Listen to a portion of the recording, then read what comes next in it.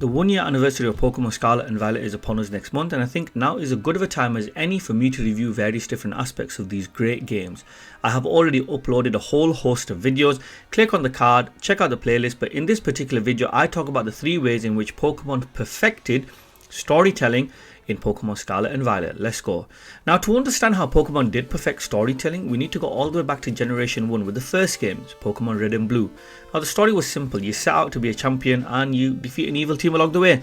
It was pretty much the same thing in Generation 2, but we had more characters, more Pokemon and more subplots.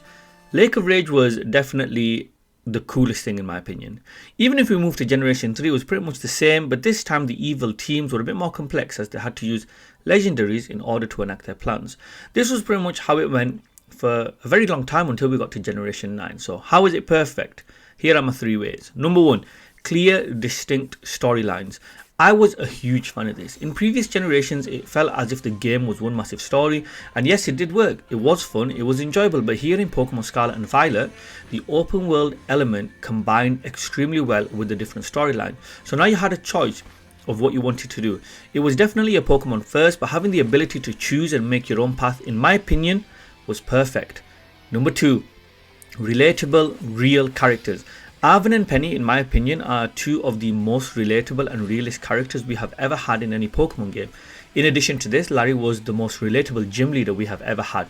And you know what? We all love Larry. Now, the realism of these characters in Pokemon Scarlet and Violet, in my opinion, again, is perfect because now you have Pokemon players across the world who relate to these characters. These characters resonate with real players who play the game. No need for big heroes, no need for big personalities, just some ordinary people who we all love. And you know what? Once again, yes, we all love Larry. Number 3, real stories. I'm a secondary school teacher working with teenagers, and let me tell you, there are plenty of students like Penny and the rest of Team Star at schools. Also, schools do fail those students, unfortunately, like the way it happened in Scarlet and Violet. The realism depicted in this story is perfect. Again, no need for a massive plot or massive characters, just a real story about students being bullied. Arven's story is also a real one too, doing all he can for the one thing that he loves most and holds dear in his life. How many of us would go to extreme lengths to protect the things that we love?